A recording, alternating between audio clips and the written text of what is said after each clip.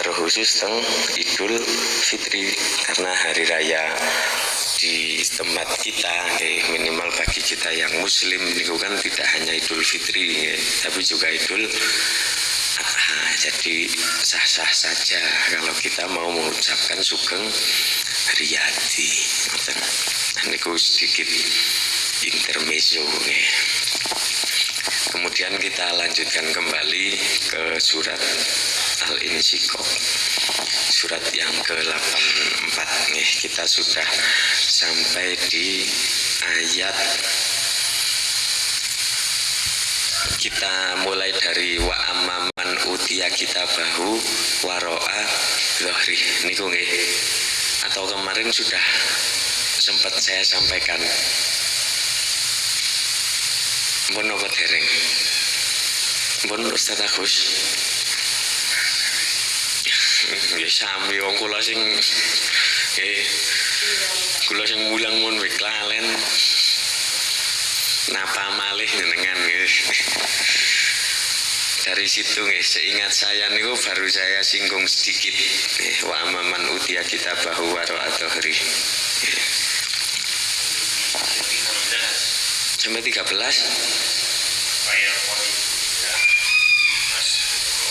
Oh, berarti sebelumnya malah 9. Okay. Oh.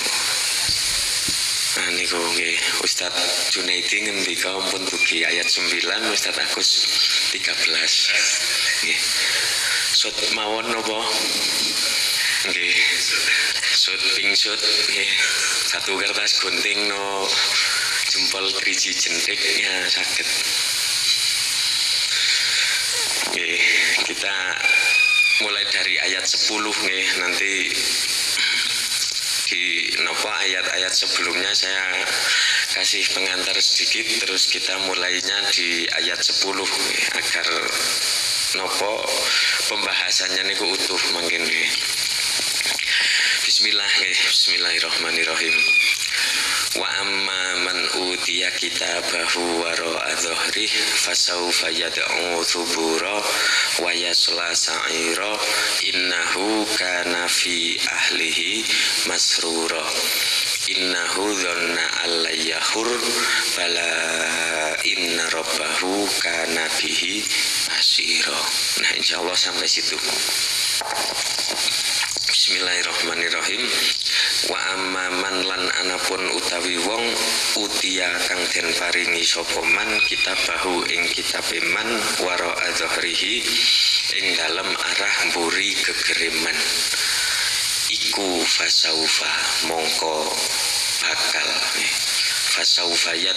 mongko bakal ngajak utawa nyelukna sapa man subura ing kebinasaan utawa ing kecelakaan. Nah, yang kemarin kita telah belajar satu golongan fa'amma man utiya kitabahu biyamini, dari arah kanan atau dari melalui tangan kanan, sebagaimana yang diisyaratkan oleh Allah di awal surat. Ada langit, ada bumi. Nah setelahnya Allah ingin menjelaskan dua golongan yang ibarat langit dan ibarat bumi, satunya tinggi, satunya rendah. Nah ini kita nanti belajar yang rendah niku. Man utiya kitabahu waro'a dzahri, yang dari balik punggung deh. Pernah saya sampaikan bahwa itu bisa saja dimaknai secara hakiki, memang benar-benar dari balik punggung, ataupun secara majazi atau secara simbol, yang di situ maksudnya simbol penghinaan, karena angsale maringaken niku lewat belakang. Nah, terus saya pernah baca di tafsir Tobari, tafsir At-Tabari, termasuk tafsir kitab tafsir yang paling tua. Di situ ada riwayat dari Nabi ngoten. Jadi mengapa mereka menerimanya dari balik punggung, tawa saking geger niku ada keterangan bahwa tangan kanannya niku nanti maglulah dibelenggu ilal unuk teng nopo niki di leher. Jadi tangan kanannya dibelenggu di leher. Terus ngoten nopo tangan kirinya ngoten niki nggih, ngoten niki. Tersebut? Nggih ngoten niki. Jadi tangan kanan dibelenggu di leher, terus tangan kirinya ada di punggung ngoten. Kali dolanan kursi ini. Nah, ada keterangan seperti itu. Mengapa mereka menerimanya dari balik punggung ya atau belakang punggung, itu ada riwayat seperti itu. Dan menerimanya dengan tangan kiri. Makanya dulu sempat ada semacam percekcokan lah di ayat-ayat lain. Allah itu menerangkannya antara golongan kanan dan golongan kiri. Kok di sini antara golongan kanan dan balik punggung. Nah, ternyata seperti itu. Meskipun dari balik punggung tetap menggunakan tangan kiri. Ataupun ada juga yang berpendapat ngoten. Jadi yang menerima catatan perbuatan ataupun rekaman perilakunya itu menggunakan tangan kiri, itu orang-orang yang alladzina kafaru, orang-orang yang kufur. Sedangkan yang menerima catatan perbuatannya melalui belakang punggung atau balik punggungnya itu golongan orang-orang muslim tapi yang durhaka. Nah, teng surat Al-Waqiah niku kan ada fa ashabus shimali ma ashabus shimal. Nah, itu untuk khusus untuk orang-orang kufur. Tapi kalau wara'a dzahri itu bagi orang-orang muslim hanya saja yang durhaka atau yang banyak maksiatnya. Itu ada pendapat seperti itu. Nah, ketika terdapat banyak pendapat, kalau saya pribadi niku, jika saya berhasil menemukan pendapat-pendapat itu, lebih baik saya sampaikan keseluruhannya. Ben mangken jenengan milih ajeng derek sing pundi atau ajeng milih sing pundi, ataupun mau nopo istilahnya, nek carah nyong sing kiye cah, carah nyong kabeh bener ngoten nggih, mboten napa-napa ngoten nggih, karena semuanya berdasar itu. Wa amman utiya kitabahu wara'a dzahri. Jadi tidak ada pertentangan nggih. Sah-sah saja bahwa wara'a dzahri itu sama dengan ashabus shimal ataupun golongan yang menerima kitabnya menggunakan tangan kiri itu boleh-boleh saja, ataupun pendapat yang lainnya bahwa wara'a dzahri itu untuk muslim tapi durhaka, sedangkan ashabus shimal itu orang-orang yang kufur. Karena meskipun muslim tapi kalau terus menerus durhaka, terus menerus maksiat kepada Allah, itu bisa terjerumus menjadi alladzina kafaru. Ya nuwun sewu, secara KTP mungkin sah saja kita Islam, tapi kan tetap Allah itu kan penilaiannya bukan secara KTP tapi secara perilaku. Jadi mboten saged terus mangkin ketika seandainya kita menerima catatan amal dari balik punggung, terus kita tunjukkan, ya Allah niki lho KTP kula genah-genahan teng mriki Islam. Dene saking kiri atau dari balik punggung niku mboten saged nggih. Makin ada argumentasi Allah. Terus kemarin sudah saya aturkan bahwa di situ Allah menggunakan lafal utiya. Wa amma man utiya menggunakan bentuk pasif atau mabni maf'ul atau mabni majhul itu memiliki kesan bahwa nanti kita sudah tidak bisa memilih. Saat hari itu terjadi, saat hari pembagian rapot mangkin itu terjadi, itu kita tidak bisa milih mau menerima pakai tangan kanan atau dari balik punggung atau menggunakan tangan kiri. Itu sudah secara otomatis, sudah secara otomatis. Nah, kalau kita baca lagi ayat sebelumnya, ayat sebelumnya, fa'amma man utiya kitabahu biyaminih fasawfa yuhasabu hisabayasiro. Nah, di ayat ini fasawfa yad'u thubura. Nah, dalam balaghah itu ada yang namanya ihtibak.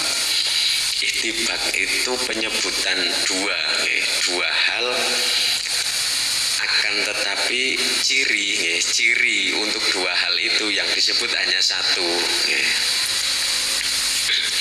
Misalnya di sini khusus untuk golongan kanan Allah ngendikan fasaufa yuhasabu hisabai yasiro. Nah, secara ihtibak khusus untuk golongan balik punggung itu ada makna fasaufa yuhasabu hisaban asiro. Jadi yang dari belakang punggung nanti akan dihisap dengan hisap yang cukup rumit atau sulit. Meskipun di situ tidak ada ayat secara eksplisit, Allah tidak menyebutnya secara langsung, tapi secara ihtibak itu tadi, karena ada dua golongan yang dipertentangkan, maka dapat dipahami bahwa jika yang golongan kanan itu hisapnya mudah, maka yang dari balik punggung itu akan mengalami perhitungan atau hisap yang sulit atau bertele-tele atau rumit. Kemudian ayat setelahnya fasaufa yad'u thubura. Mereka akan berteriak, celaka aku. Terjemahan seperti itu. Hanya saja kalau yad'u itu sebenarnya maknanya mengajak atau memanggil. Da'a yad'u du'a. Nah, yang biasa kita lantunkan entah sehabis sholat, entah sebelum makan ataupun sebelum tidur, kita biasa menyebutnya doa. Dari lafal bahasa Arab yang aslinya doa, at-doa, da'a yad'u, doa, dakwah dan lain sebagainya. Itu satu makna, mengajak ataupun memanggil. Jadi seolah-olah ketika kita berdoa itu titik penekanannya itu pada panggilan kita kepada Allah. Tapi yang seringkali kita pahami niku yang namanya doa niku penjalukan, padahal itu seruan agar kita terbiasa memanggil ataupun menyebut asma Allah. Nah, itu ada sedikit pergeseran makna di situ. Fasaufa yad'u thubura. Nah, thubur sana subur tapi thubur itu maknanya al-halak atau kebinasaan. Mungkin terjemahan Quran jenengan di situ celaka aku, Thubur itu lebih daripada sekedar celaka. Tapi al-halak itu maknanya kehancuran, kebinasaan, keenyahan. Nah, mengapa kemudian golongan belakang punggung itu berteriak, walah, hancur ya nyongcah, ibaratnya. Itu karena di surat lain dijelaskan bahwa ketika nanti ada orang-orang yang masuk neraka dan disiksa, itu seolah-olah putus asa, kemudian berkata, ya Allah, punlah rampungi mawon, pun binasakanlah saja saya, ngoten nih. Jadi seperti nganu nggih, ada cerita-cerita zaman dulu itu kan nggih, saya pernah melihat satu dokumentasi ada semacam museum, tapi di situ museum penyiksaan nih teng Thailand nek mboten salah. Nah, itu bentuk penyiksaan di dunia nih. Niku kan kita sajalah misal sangat merasa sangat tidak kuat, akhirnya kan kadang putus asa, wes lah mbok nyong mati bae pabrik ngoten kadang manusia ketika sudah putus asa. Nah, nanti di neraka begitu juga makanya mereka fasaufayat mutuburo, karena sudah merasa tidak kuat dengan siksaan di neraka, terus sudah merasa putus asa karena begitu kulit hangus diganti kulit baru, akhirnya merasakan sakit lagi terus menerus seperti itu. Diberi makanan zakum terus ketika haus ada minuman tapi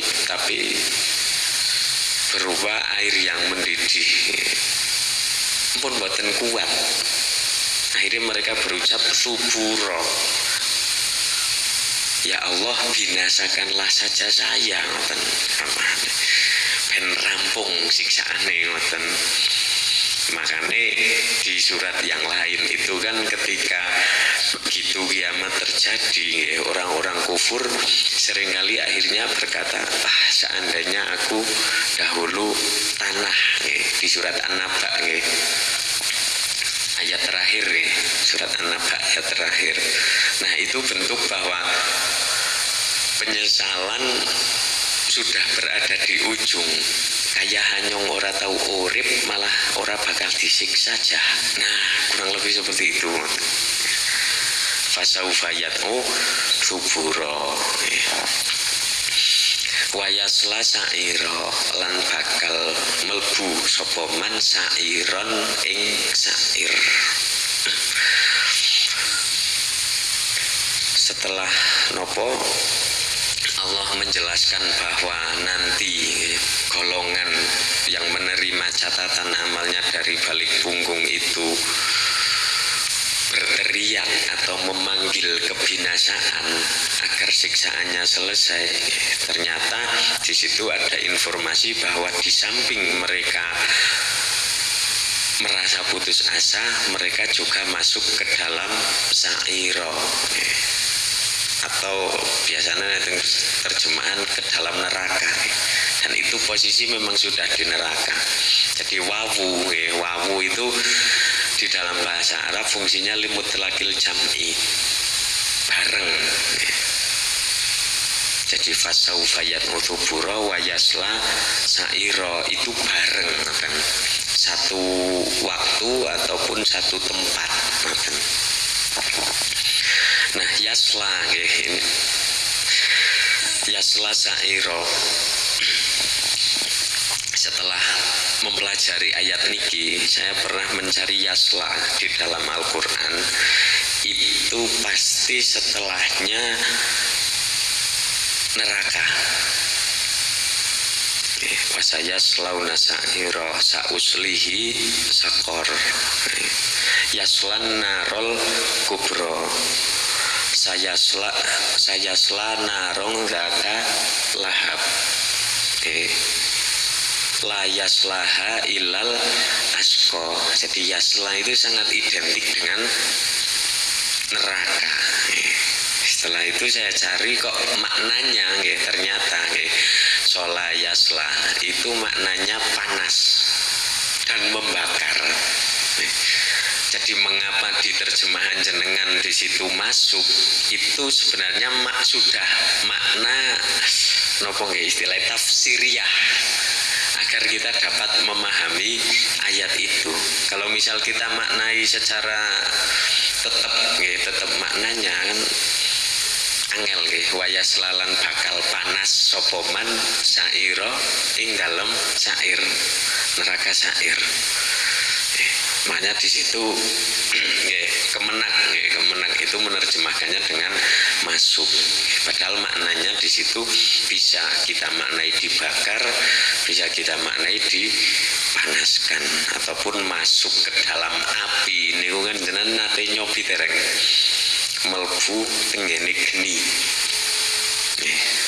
Dereng nggih.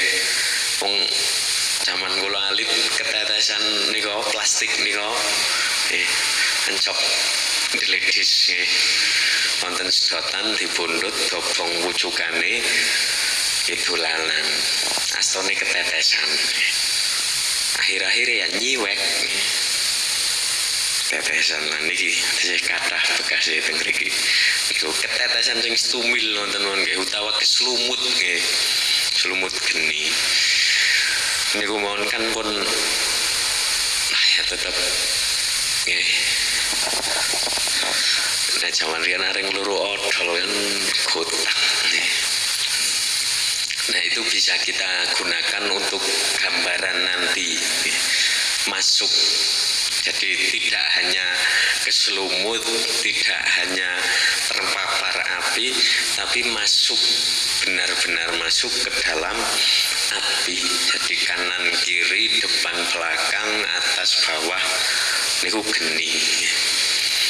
Kados napa nggih? Naudzubillahi min dzalik. Wa yasla sa'ira.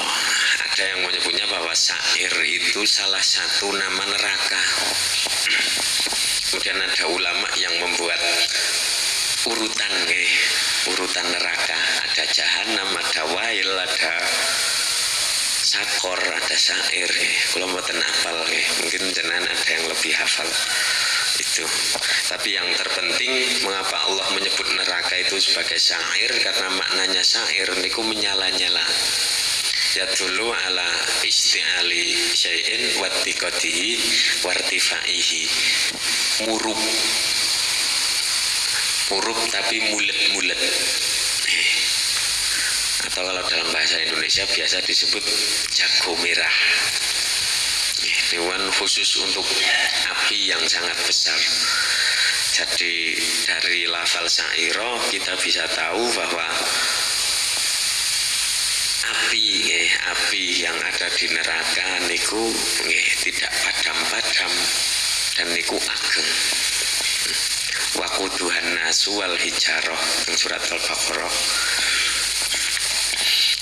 Jadi di samping kita masuk nanti tapi naudzubillah orang-orang yang masuk ke dalam neraka, di sini dijelaskan bahwa neraka niku sa'ir, dapat dipahami bahwa di sana api yang ada di sana niku terus-menerus menyala. Terus-menerus menyala, mboten kados teng donya lah nggih. Jadi jenengan omong geni kan ketika kayu entek genine turah mawane. Mane mawan niku kan mboten mulet-mulet nggih. Tapi nek sa'ira nggih, sa'ir niku terus-menerus menyala dan mulet-mulet niku. Kita bisa gunakan imajinasi nggih untuk menggambarkan hal itu. Wayasla sa'ira innahu kana fi ahlihi masrura. Innahu sak temene man iku kana ana sapa man fi ahlihi ing dalem tengah-tengah keluargane man ana iku masrura wong kang bahagia. Nah ini salah satu sebab juga mengapa ada kelompok yang menerima catatan amalnya dari balik punggung itu karena niki innahu kana fi ahlihi masrura. Saat di dunia bersama keluarganya, di tengah-tengah keluarganya, mereka itu dalam keadaan bahagia. Kan lucu nggih, dimaknai secara lugu niku lucu nggih. Lah wong seneng ka bisa-bisa njur ngemen mlebu neraka. nang dunya seneng bisa-bisane ngemben mlebu neraka. Padahal di ayat sebelumnya wayang kolibu ila ahlihi masruro, sami-sami masruro. Masrur niku maknane bahagia. Tapi secara lafal niku yang dibahagiakan bentuknya pasif. Si maf'ulun masrurun ngoten. Jadi dapat dipahami bahwa bahagia niku bukan kita yang membuat. Bahkan saya bahagia kalau dalam bahasa Arab niku surirtu. Maknanya saya dibahagiakan ngoten secara lugu. Atau ana masrurun, saya bahagia. Padahal masrurun itu kalau secara lugu diterjemahkan yang dibahagiakan. Berarti kan ada yang membahagiakan kita, ngoten. Oke. Atau dalam bahasa Inggris itu saya pernah belajar ada yang mirip nggih, cuma nek teng bahasa Inggris niku bosan, rasa bosan. Bore nggih, B-O-R-E. Saya bosan niku mboten I am boring niku mboten. Tapi I am bored, B-O-R-E-D, bored. I am bored. Padahal bored niku secara terjemahan lugu itu dibosankan. Tapi ketika ingin membuat lafal saya bosan, ternyata di bahasa Inggris I am bored, bukan I am boring. Kalau I am boring saya membosankan. Mirip nih, ada kekhususannya tersendiri. Sama seperti tadi, masrurun bahagia, tapi secara lugu maknanya yang dibahagiakan. Nah, dari dua ayat nih, wayang kolibu ila ahlihi masruro dan innahu kana fi ahlihi masruro, itu dapat kita simpulkan bahwa kebahagiaan niku ada dua macam. Ada kebahagiaan yang sifatnya menyelamatkan atau kesenangan yang sifatnya menyelamatkan seperti yang di ayat 9 wayang kolibu ila ahlihi masruro. Tapi ada juga kebahagiaan atau kesenangan yang menyengsarakan. Innahu kana fi ahlihi masruro. Nah, dari situ kita dapat pelajaran bahwa kita juga perlu hati-hati ketika sedang bahagia. Karena dalam beberapa ayat Allah niku wanti-wanti, aja terlalu sedih dan aja terlalu seneng. Sengsaranen banget ya ora apik, seneng banget ya ora apik. Terlalu sedih tidak baik, terlalu bahagia juga tidak baik.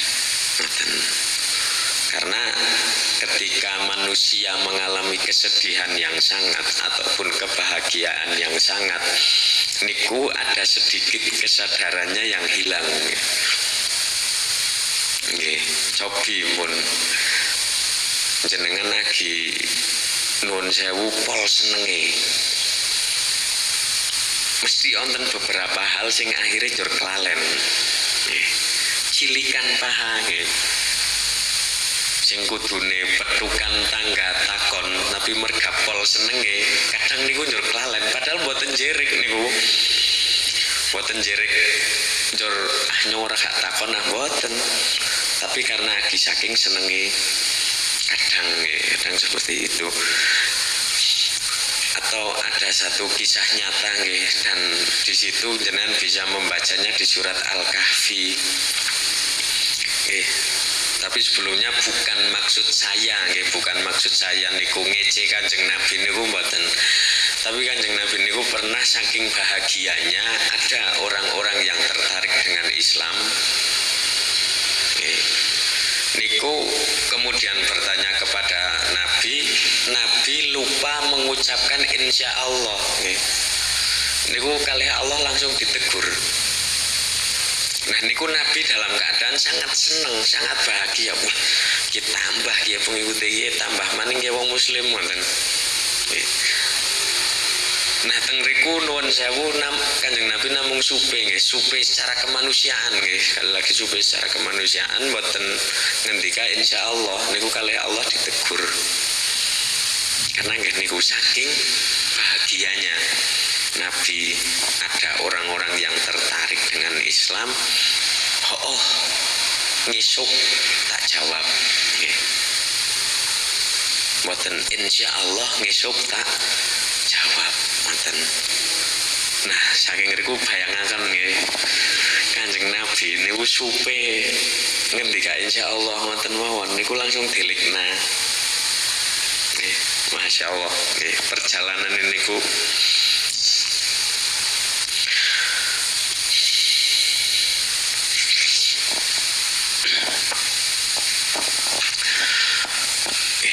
masyaallah nggih Kanjeng Nabi san betapa kuat beliau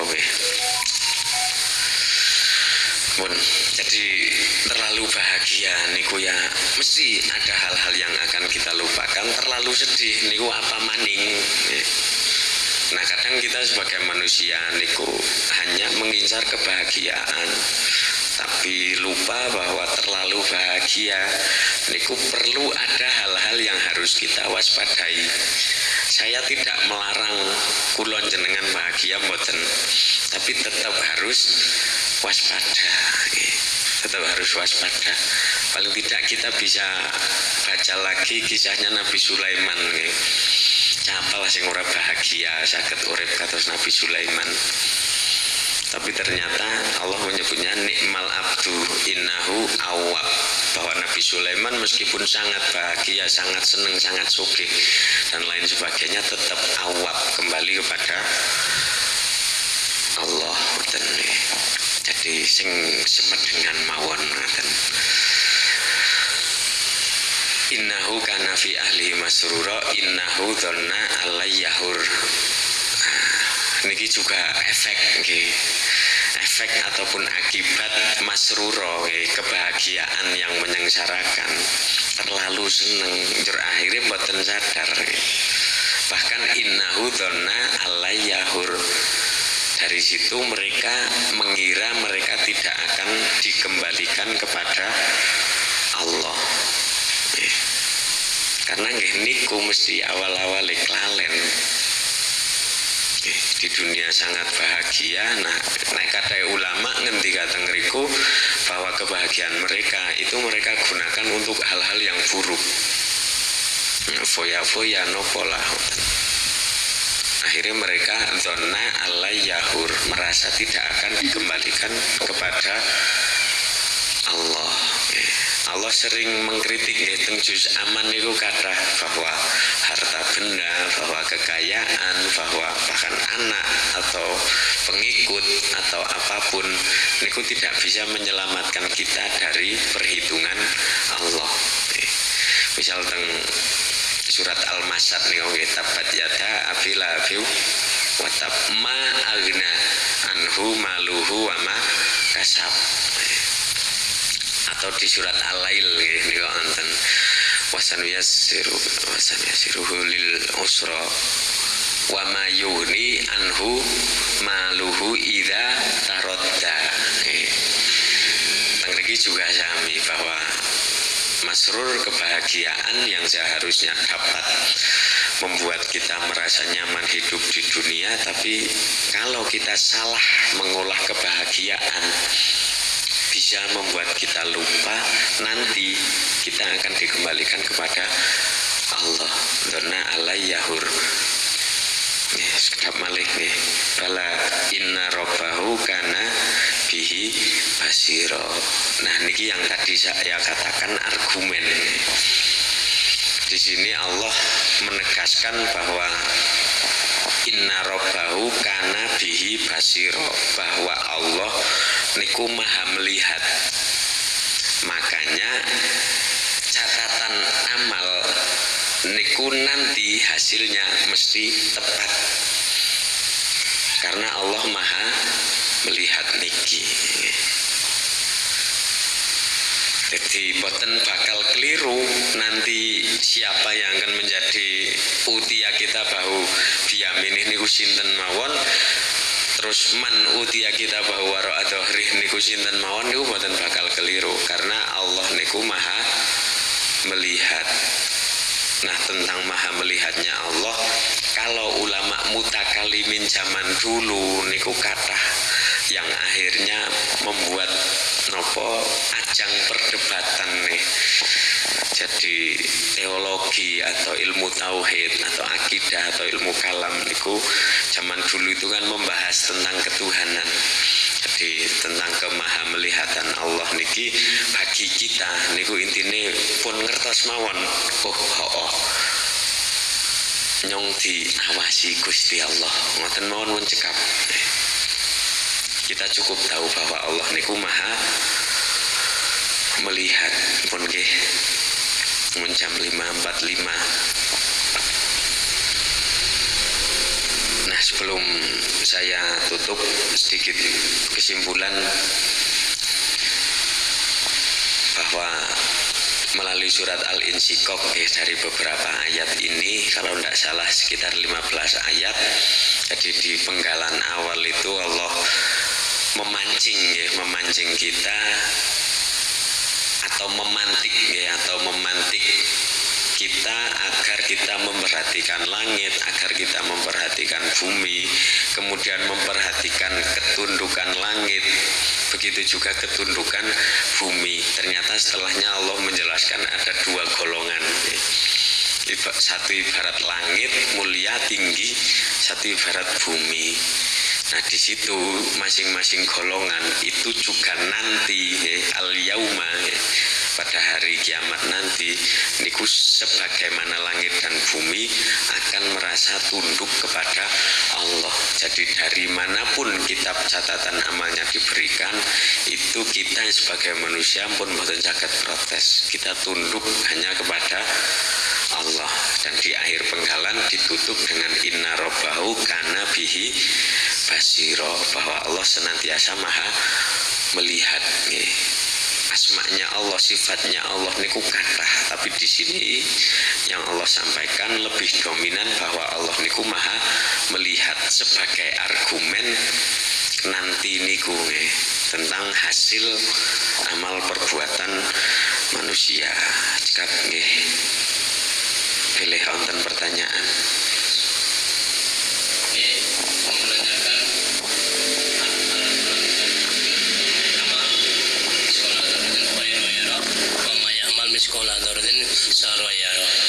Jadi perbuatan sekecil apapun kebaikan akan dibalas, dan kebalikannya apabila perbuatan jahat sedikit pun akan dibalas. Nah, ini saya mau menanyakan, apabila manusia itu nanti di yaumil qiyamah, mereka itu yang banyak dosanya tapi ada kebaikan. Nah, kebaikan ini akan dibalas seperti apa? Itu yang saya bertanya seperti itu. Oke. Di surat Az-Zalzalah napa nggih niku? Nggih, faman ya'mal mithqala dzarratin khairan yarah wa may ya'mal mithqala dzarratin syarran yarah. Nun sewu nggih, jadi maknanya itu boten terus bahwa sekecil apapun perbuatan baik akan dibalas, sekecil apapun perbuatan buruk akan dibalas, tapi ya roh.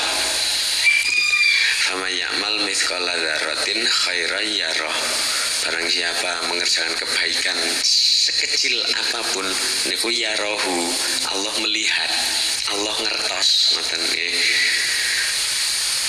Jadi pembalasan niku hak prerogatif Allah nih.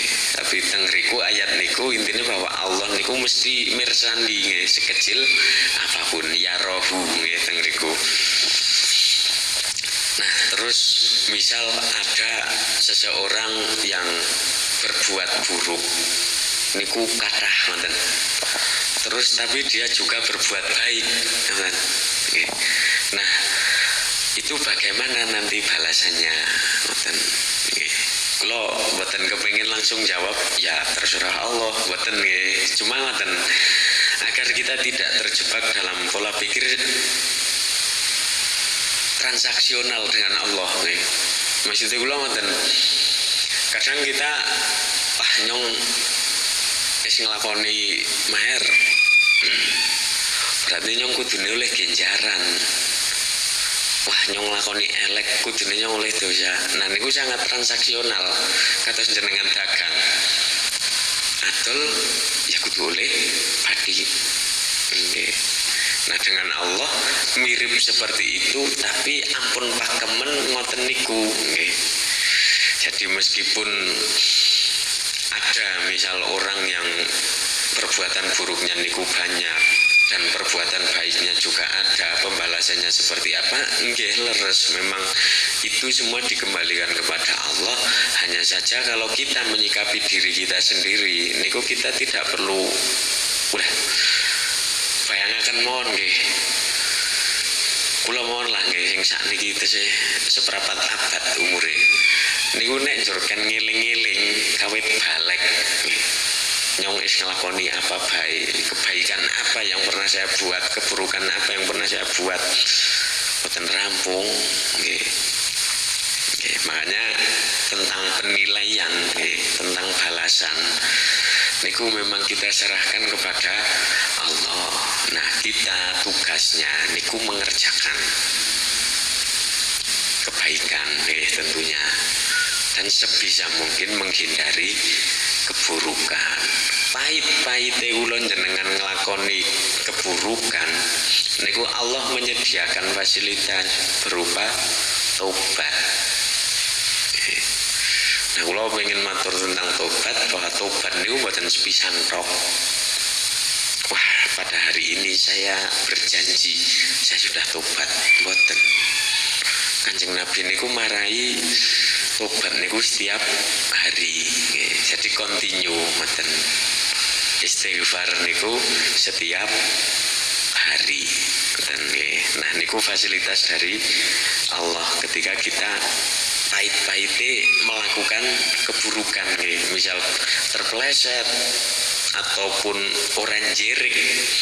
Nah itu kita bisa bertobat niku. Nah terkait pertanyaan dengan yang tadi, jika ada orang melakukan keburukan banyak tapi tetap ada kebaikannya niku, kalau transaksional atau matematis mesti kula jenengan mikirin yang ngriku kan kados timbangan nggih. Ana sing elek, ana sing apik, njur abot sing endi ngoten kan nggih. Nah niku kan pola pikir sing sangat manusiawi, sangat wajar nggih. Cuma hakikatnya seperti apa nggih? Nanti. Oke, niku tetap apa istilahnya tidak mungkin meleset. Perhitungan Allah tidak mungkin meleset. Nah niku yang bisa saya jawab seperti itu. Jadi intinya tetap hasil atau perhitungan niku kita serahkan kepada Allah, dan bagaimana hasilnya niku mesti Allah ngertos, mboten bakal meleset, mboten kados kalkulator kula jenengan lah, teteplah nggih. Nggih, ngoten niku. Cekap. Oh, nggih, monggo Pak.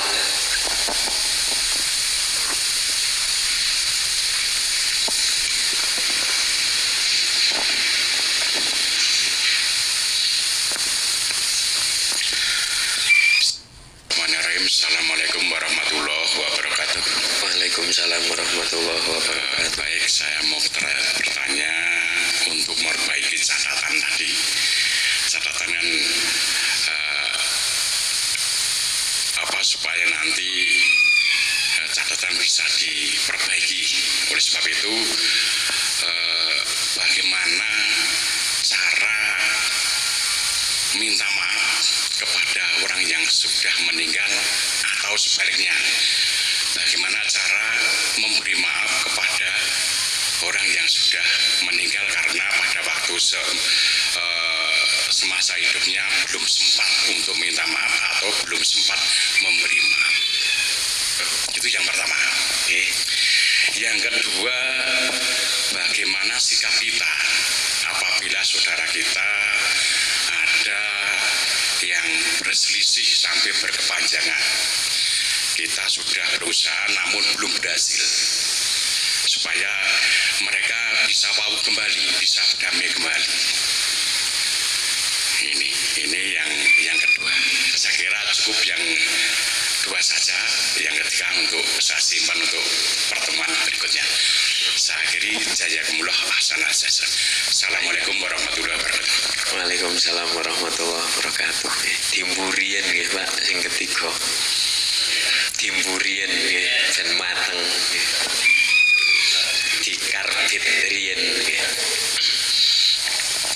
Yang pertama nggih, bagaimana cara kita minta maaf kepada orang yang sudah meninggal ataupun kita memberi maaf kepada orang yang sudah meninggal. Nah, yang pertama nggih, kalau kita mau minta maaf kepada orang yang meninggal, itu saya rasa salah satu cara nggih. Ini salah satu cara itu kita bisa mendoakan si yang sudah meninggal dan kita mintakan langsung kepada Allah. Itu bisa, dan insya Allah teng mriku nggih tetap Allah ngertos, dan ada kemungkinan bahwa orang yang sudah meninggal itu juga tahu. Karena nopo nggih, kula tidak ingin membawa ini ke perdebatan agama nggih. Mpun sering niku saya kula ngrasakna dongae tekan apa ora kula wis saya. Ngoten mawon, kita bicara tentang dimensi.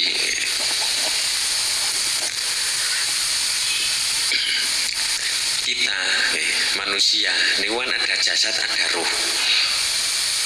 Nah, orang yang sudah meninggal, yang sudah hancur niku kan jasadnya. Ruhnya tetap ada di alam barzah. Sementara kita di dunia itu tidak tahu kondisi barzah seperti apa, tapi ada kemungkinan yang di barzah tahu kondisi di dunia karena pernah di dunia. Ngoten. Ibarat kula jenengan mpun nate alit njur saniki mpun gede, dalam keadaan sekarang yang sudah dewasa itu kan kita tetap ada memori, ada pengetahuan tentang masa kecil ngoten lah. Jadi yang di barzah niku tetap masih ada memori ketika di dunia ngoten. Dengan kata lain dimensinya dimensinya niku lebih tinggi daripada dimensi di bumi. Jadi satu dimensi, dua dimensi, tiga dimensi, mungkin di barzah itu 4 dimensi mungkin karena saya juga belum pernah ke sana. Nah, yang 3 dimensi niku pasti tahu 2 dimensi, tapi yang 2 dimensi itu tidak dapat melihat 3 dimensi. Ada kemungkinan seperti itu. Makanya kita bisa mintakan langsung kepada Allah, atau salah satu caranya jika si dia niku sudah meninggal itu jenengan juga bisa tadi mintakan langsung kepada Allah. Kemudian yang kedua bisa juga ziarah, terus doakan dia. Utawa ampun jenengan teng mriku guneman terus njaluk ngapura ya biyen wis tau duwe salah, bagi saya tidak masalah. Itu 2 cara. Yang pertama langsung minta Allah, terus yang kedua agar rasane niku kados ketemu niku bisa dengan ziarah niku. Terus terkait memaafkan orang yang sudah meninggal itu bagaimana caranya? Ya pripun kalau itu kita sendiri gak ngaburani apa ora ngoten. Jadi kita tidak perlu terus menemui ahli warisnya wis tak ngapurani. Tapi kalau itu urusannya hakul adami, niku juga bisa perlu menemui ahli warisnya. Misal